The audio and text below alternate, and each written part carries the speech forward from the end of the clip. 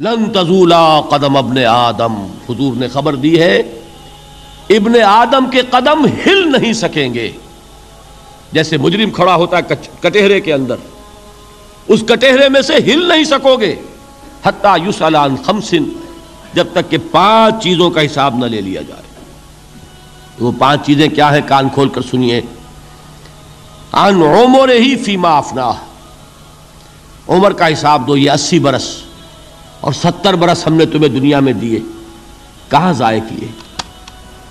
وعن شبابہ فیما ابلاہ، اور خاص طور پر جوانی کا دور، امنگوں کے دن، ولولے ہوتے ہیں، قوت ہوتی ہے، توانائی ہوتی ہے، آدمی چلتے ہوئے زمین پر پاؤں مارتا ہے، قوت جو ہے وہ اپنا اظہار چاہتی ہے.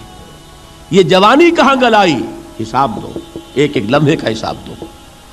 وَعَن مَالِهِ مِنْ أَيْنَ اكْتَسَبَهُ وَفِيمَا أَنْفَقَهُ، ایک ایک پائی کا حساب دو. مال کا کہاں سے کمایا تھا، حلال سے کہ حرام سے، اور کہاں خرچ کیا تھا، گل چھروں میں، عیاشیوں میں، یا نیکی کے کاموں میں، ادائے حقوق میں، اللہ کے دین کے لیے.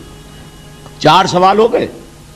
2 زندگی کے بارے میں، ایک زندگی پوری بحیثیت مجموعی کہاں کس کام میں لگائی، اور خاص طور پر شباب کا دور کہاں لگایا. 2 سوال مال کے بارے میں، کمایا کہاں سے، حلال سے کہ حرام سے، جائز سے کہ ناجائز سے، خرچ کہاں کیا.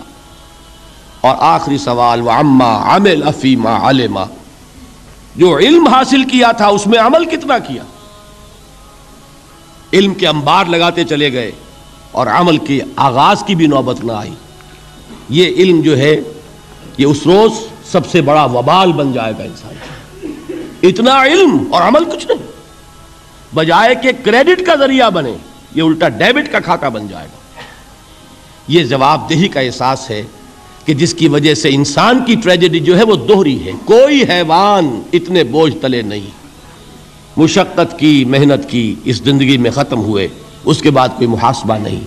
اس کو بھی غالب نے خوب کہا ہے کہ اب تو گھبرا کے یہ کہتے ہیں کہ مر جائیں گے، اور مر کے بھی چین نہ پایا تو کدھر جائیں گے. یہ ہے وہ ہیومن ٹریجڈی.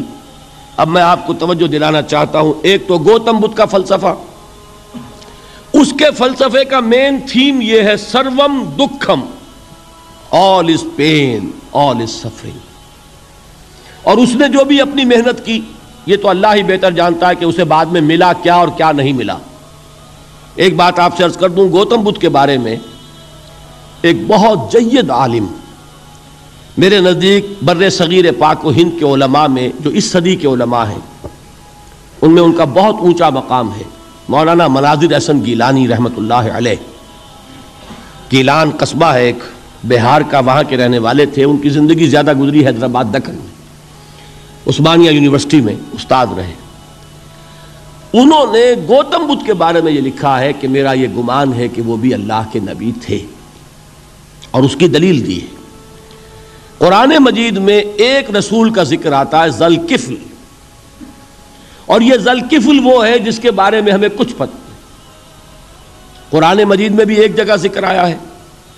نمبر 2 یہ کہ کسی حدیث میں اس کی کوئی ہمیں وضاحت نہیں ملتی، نہ حضور سے پوچھا گیا نہ حضور نے اس کی وضاحت فرمائی. اب یہ ذل کفل ہے کون؟ تورات میں جو نبیوں کے نام آتے ہیں ان میں سے کسی نبی کا نام ذل کفل کے آس پاس نہیں بنتا کہ یہ سمجھا جائے کہ یہ اس نام کی بگڑی ہوئی یا بدلی ہوئی شکل بن گئی ہے. تو انہوں نے جو کہا ہے وہ بات وزنی معلوم ہوتی ہے اس اعتبار سے کہ کپل وستو، کپل پے جو ہے وہ عربی میں ہے نہیں، وہ فے بنتی ہے. تو ذل کفل کے معنی کفل والا، اور یہ کفل جو ہے کپل، کپل والا، جس کو ہم کہتے ہیں کپل وستو کا شہزادہ. تو انہوں نے یہ کہا ہے کہ گوتم بدھ کے بارے میں یہ خیال، یہ میں عرض کر دوں کہ اس کو ہم یقین سے نہیں کہہ سکتے، یہ ان کا گمان ہے، خیال ہے، واللہ عالم کہیں گے ہم، لیکن امکان ضرور موجود ہے. قرآن کہتا ہے وَلِكُلِّ قَوْمٍ ہاد، ہم نے ہر قوم میں ہادی بھیجے. وَإِن مِّن قَرْيَةٍ إِلَّا خَلَا فِيهَا نَذِيرٌ، کوئی بستی ایسی نہیں دنیا میں جس میں کوئی نہ کوئی خبردار کرنے والا نہ آیا ہو. تو یہ ممکن نہیں ہے کہ وہاں نبی نہ آئے ہوں، لیکن ان کی تعلیمات اتنی بدل گئی ہیں کہ ہم ان کو پہچان نہیں سکتے. حضرت مسیح علیہ السلام کی تعلیمات اگر عیسائیوں سے ہم سمجھیں تو کبھی بھی انہیں اللہ کا نبی نہیں مان سکتے.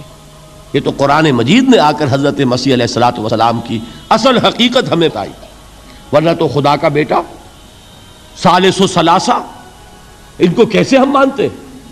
لیکن یہ کہ قرآن نے بتایا تو جان لیجئے ہو سکتا ہے کہ گوتم بدھ بھی اللہ کے نبی ہو، لیکن ہو سکتا ہے کہ درجے میں کہیں گے، یقین سے نہیں کہیں۔ بہرحال گوتم بدھ نے اس دکھ، رنج، صدمہ، غم جو انسان کا مقدر ہے اس کا مشاہدہ کیا، اور پھر تپسیائیں کی، علم حاصل کیا، رشیوں منوں کے پاس گیا، اس نے کوشش کی کہ معلوم ہو سیلویشن کا راستہ کون سا ہے، اس دکھ سے نجات پانے کی کوئی سبیل بھی ہے کہ نہیں، اس غم سے، اس نجات سے، اس اندوہ سے انسان کسی طریقے سے چھوٹ سکتا ہے یا نہیں۔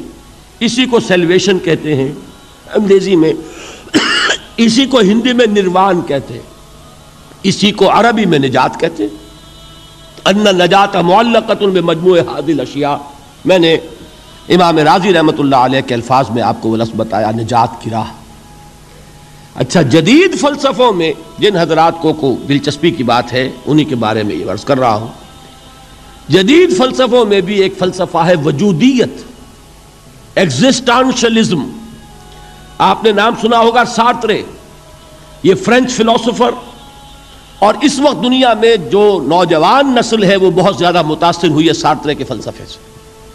کرکیگارڈ پرانے دور میں اور سارترے اس دور میں، ان کے فلسفے کا نام ہے وجودیت، ایگزسٹانشلزم۔ اس کا مرکزی خیال بھی یہی ہے، انسان کے لیے دکھ ہی دکھ ہے، صدمہ ہی صدمہ ہے، رنج ہی رنج ہے۔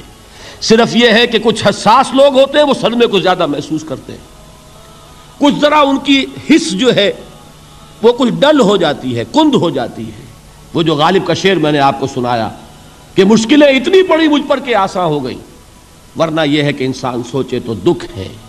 اب یہ دکھ جو ہے اس سے نجات کا کوئی راستہ بھی ہے کہ نہیں، یہ کوسچن مارک ہے، جس کا جواب ہے تیسری آیت میں اِلَّا الَّذِينَ آمَنُوا وَعَمِلُوا الصَّالِحَاتِ وَتَوَاصَوْا بِالْحَقِّ وَتَوَاصَوْا بِالصَّبْرِ۔ جو ایک نا امیدی کی کیفیت طاری ہوتی ہے، وَالْعَصْرِ إِنَّ الْإِنسَانَ لَفِي خُسْرٍ، زمانے کی قسم ہے تمام انسان برباد ہونے والے ہیں، تباہی میں ہیں، گھاٹے میں ہیں، ٹوٹے میں ہیں۔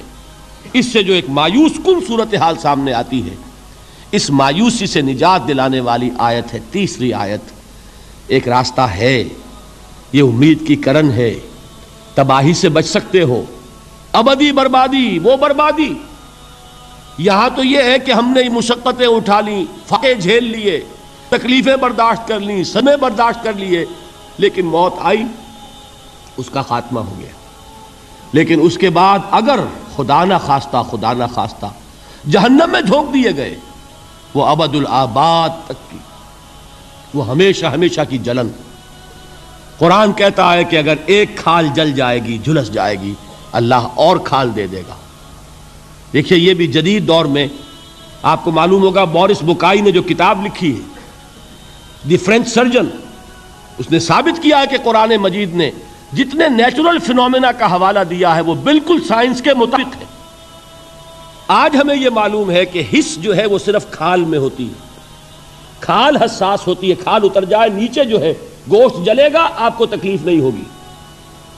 معلوم قرآن نے کہا ہے کہ جب کھالیں ان کی جھلس جائیں گی، ہم نئی کھال دے دیں گے تاکہ وہ سوزش جو ہے، وہ جلن کا احساس برقرار رہے، وہ ختم ہونے نہ پائے۔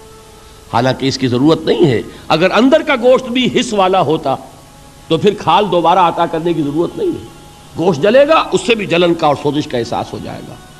لیکن قرآن کہتا ہے کہ نہیں، کلما نضجت جلودہم بدلنا لہم جلودا غیرہا، جب ان کی کھالیں جھلس جائیں گی، جل جائیں گی، ہم ان کی کھالیں بدل دیں گے تاکہ وہ سوزش برقرار رہے۔ ثم لا يموت فیہا ولا یحیا، پھر نہ وہ اس میں جی سکے گا نہ مر سکے گا، نہ زندوں میں ہوگا نہ مردوں میں ہوگا۔ موت کو پکارے گا، کاش کہ موت آ جائے جو مجھے اس مشقت سے اور مشکل سے چھٹکارا دلا دے۔